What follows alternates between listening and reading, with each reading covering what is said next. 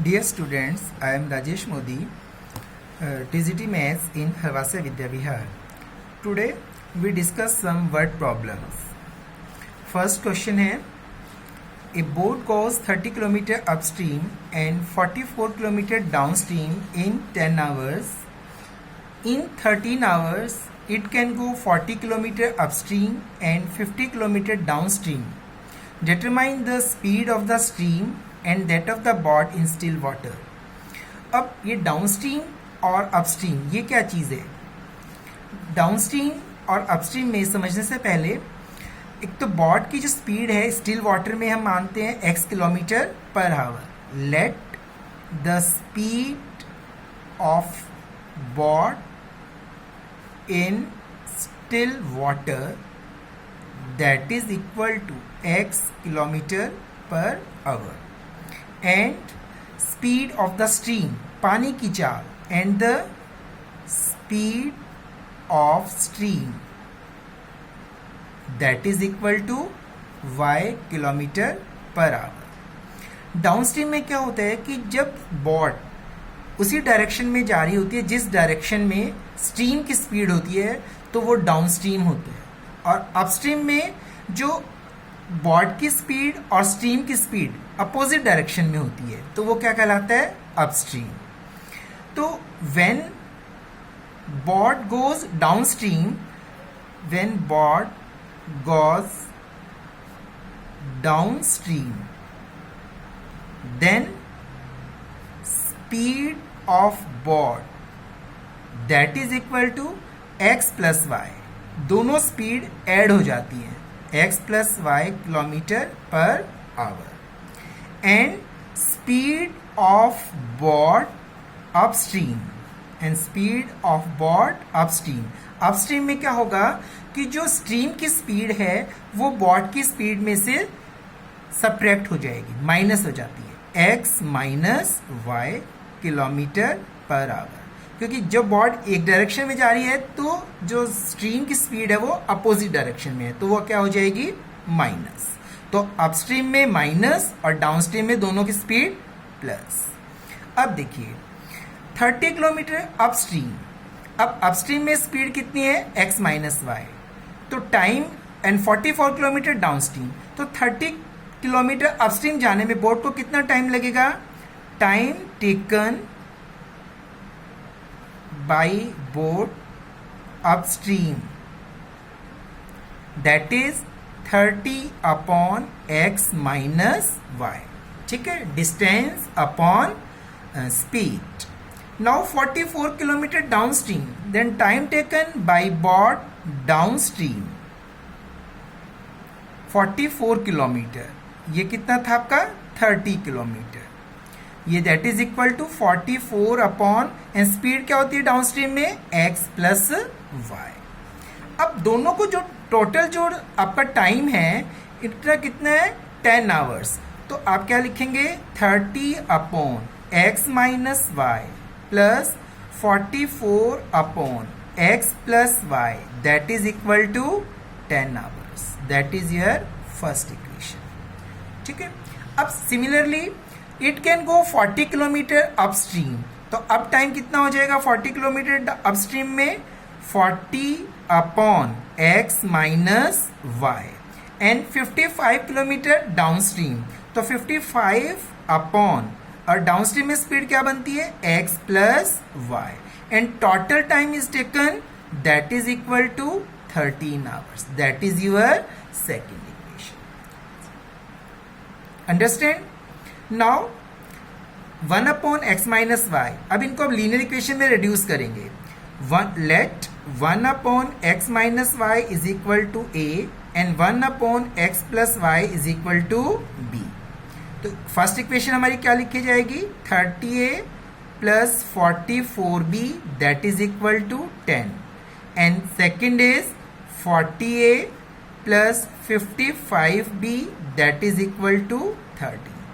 अब you have to solve by any method. We use elimination method. Multiply by 4, multiply by 3. That is equal to 128 176b, that is 40. 120A 165B that is equal to 39 minus 11B is equal to 1, then B is equal to 1 upon 11. Now put this value of B in this equation. तो आपके पास क्या हो जाएगा 30A plus 44 into 1 upon 11 that is equal to 10.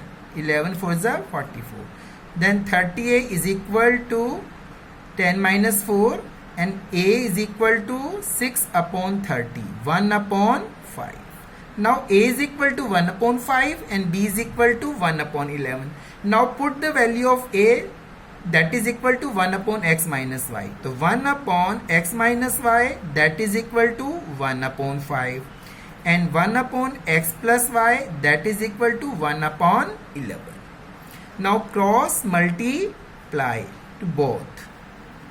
Now x minus y that is equal to 5 and x plus y that is equal to 11. Now you have to solve again to find the value of x and y. Adding both equation, 2x is equal to 16, then x is equal to 16 by 2, 8. Now put this value of 8 in third and fourth. Put the value of x in equation third. X 8 minus y that is equal to 5. Minus y is equal to 5 minus 8. Then minus y is equal to minus 3. Then y is equal to 3. Now x is equal to 8 km per hour and y is equal to 3 km per hour. अब x हमारी क्या speed थी? Speed of board. Then speed of board 8 km per hour and speed of stream that is equal to 3 km per hour. Understand? बस आपको downstream और upstream में ये है कि बॉर्ड और and the speed of stream add हो जाती है डाउनस्ट्रीम में, और अपस्ट्रीम में स्ट्रीम की जो स्पीड है वो बोर्ड की स्पीड में से माइनस हो जाती है. ओके, नेक्स्ट एग्जांपल है 2 women and 5 men can together finish an embroidery work in 4 days, while 3 women and 6 men can finish it in 3 days. Find the time taken by 1 woman alone to finish the work and also that taken by 1 man alone. Question है कि 2 women है और 5 man है, वो किसी एक embroidery work को 4 days में फिनिश करते हैं, और 3 वुमेन और 6 मैन उसी काम को कितने दिन में करते हैं? 3 डेज में. तो यदि केवल एक वुमेन को अकेला ये काम करना पड़ जाए या फिर एक मैन को ये काम करना पड़ जाए, तो वो अकेले अकेले इस काम को कितने दिन में कंप्लीट करेंगे, ये क्वेश्चन है हमारा. तो हमें जो चीज फाइंड आउट करनी होती है उसको हम सपोज करते हैं. Let 1 women alone to finish the work in X days and 1 man alone to finish the work in Y days. ठीक है. अब हम ऐसे क्वेश्चंस में वन डे वर्क निकालते हैं. अब X डेज में एक वुमेन पूरे वर्क को फिनिश करते हैं, तो 1 वुमेन 1 डे वर्क, ये तो पूरा X डेज का वर्क है 1, तो 1 डे में कितना काम करेगी 1 women? 1 upon X. X days में पूरा काम, तो 1 डे में 1 upon X. Similarly 1 man's 1 day work that is equal to 1 upon Y. अब 1 वुमेन का 1 डे वर्क है 1 अपॉन X एंड 1 मैन का 1 डे वर्क है 1 अपॉन Y. अब आप क्वेश्चन पर आ जाइए. 2 वुमेन एंड 5 मैन. अब 1 वुमेन 1 डे वर्क 1 डेज में वर्क करती है 1 अपॉन X, तो 2 women 1 day work that is equal to 2 into 1 upon X. तो 2 वुमेन एंड 5 मैन, इन दोनों का हमें क्या निकालना है? 1 डे वर्क. तो 2 वुमेन का कितना हो जाएगा?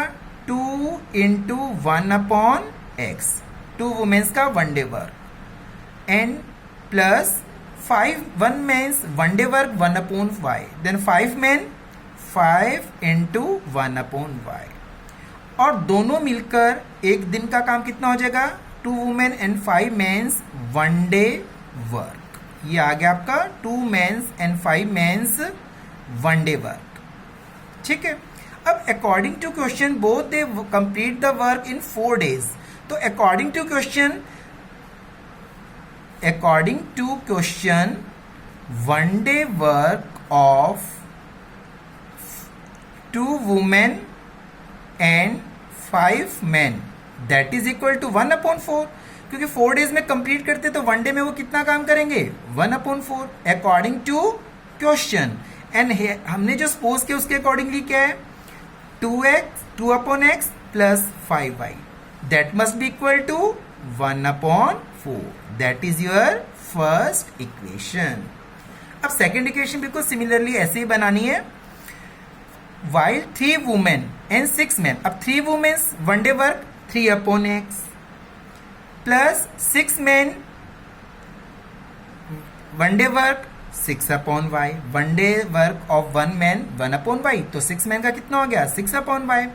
And according to question they finish the work in 3 days, तो उनका वन डे वर्क कितना हो गया, 3 women and 6 men finish the work according to question in 3 days। तो वन डे वर्क कितना हो गया इनका 1/3, दोनों का according to question 3 women's and 6 men 1/3, और according to our question we are doing 3/x plus 6/y, so that must be equal to 1/3, that is second equation. ठीक है, अब आपको लीनियर इक्वेशन में वैसे ही कैसे रिड्यूस करना है और सॉल्व करना है। Put 1/x is equal to a and 1/y is equal to b, then first equation क्या बन जाएगी, 2a plus 5b is equal to 1/4, and second equation बनेगी 3a plus 6b is equal to 1/3।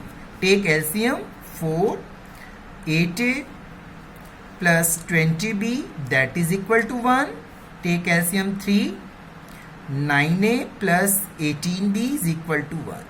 Now you get two equations, linear equations, 20b is equal to 1 and 9a plus 18b is equal to 1. ठीक है, अब आपको elimination method से किसी method से कर लो कि दोनों में से किसी एक का कोफिशिएंट आपको क्या करना है, इक्वल करना है। ठीक है, अब आप ए का कर लोगे तो 9 से इसको मल्टीप्लाई करो और इसको 8 से मल्टीप्लाई करो, तो ये आपके पास हो जाएगा 72a plus 180b is equal to 9, 72a plus 144b is equal to 8, minus subtract करने पर cancel out 36b is equal to 1, then b is equal to 1/36. Put this value of b in this equation, third and ये third और ये fourth। अब put b 80 plus 20 into 1/36 is equal to 1, cancelled out, तो 80 is equal to 1 minus 5/9, 8 is equal to 9 LCM 4/9, a is equal to 4/8 into 9, 1/18, a is equal to 1/18 and b is equal to 1/36. Put here 1/x is equal to a, that is 1/x is equal to 1/18, cross multiply x is equal to 18 days. Now 1/y that is equal to b and b is equal to 1/36, then 1/y is equal to 1/36, cross multiply, then y is equal to 36 days। अब हमने क्या suppose किया था, क्या late किया था कि x is equal to 18 आया, x हमने माना था कि one women alone to finish the work. It means that one women alone take time to finish the work that is equal to 18 days, and one man alone take time to finish this work, that is 36 days. It is your answer. Understand? एक example और discuss कर रहे हैं. A train covered a certain distance at a uniform speed. एक train है uniform speed से जा रही है. इसका डिस्टेंस मतलब न कम हो रहा है न ज़्यादा, यूनिफॉर्म है स्पीड. ठीक है. If the train would have been 10 kilometre per hour faster. अब ट्रेन की स्पीड यदि 10 किलोमीटर पर आवर से हम उसको बढ़ा दें, फास्ट कर दें, तो उसी डिस्टेंस को कवर करने में कितना टाइम कम लगेगा? 2 आवर्स. और यदि ट्रेन की स्पीड हम 10 किलोमीटर पर आवर से कम कर दें तो 3 आवर्स टाइम ज़्यादा लगेगा, जो हमारा शेड्यूल टाइम है. तो find the distance covered by the train. अब देखिए, अब हमें एक स्पीड भी नहीं मालूम है उसकी, यूनिफॉर्म स्पीड, और टाइम भी नहीं पता. तो let uniform speed of the train that is equal to x kilometer per hour and scheduled time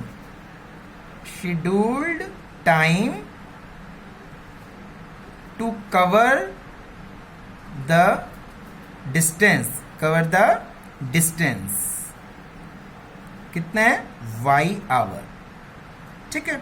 तो अब डिस्टेंस कितना है? टोटल डिस्टेंस क्या होता है? Speed into time.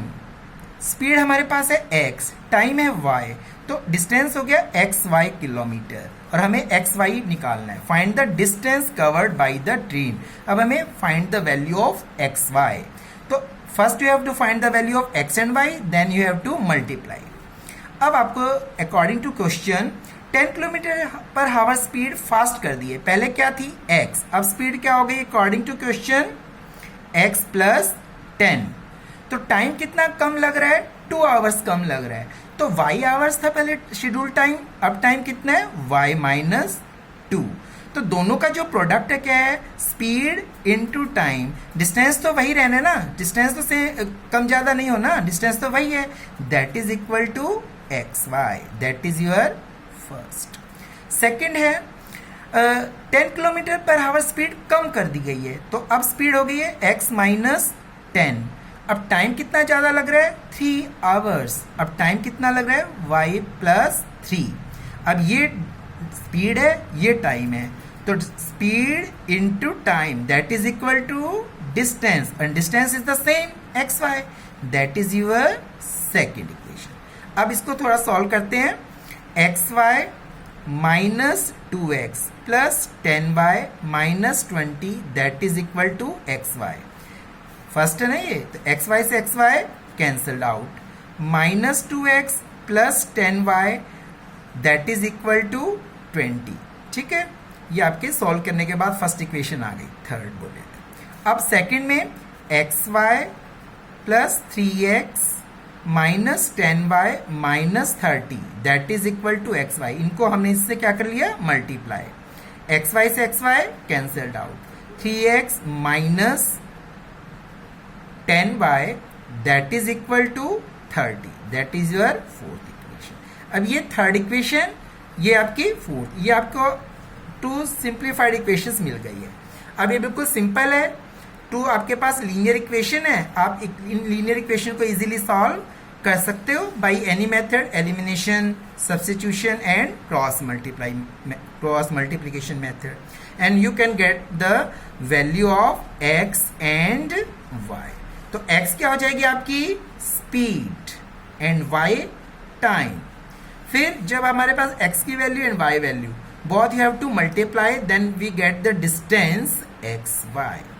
ठीक है. You can solve it. ठीक है. अंडरस्टैंड.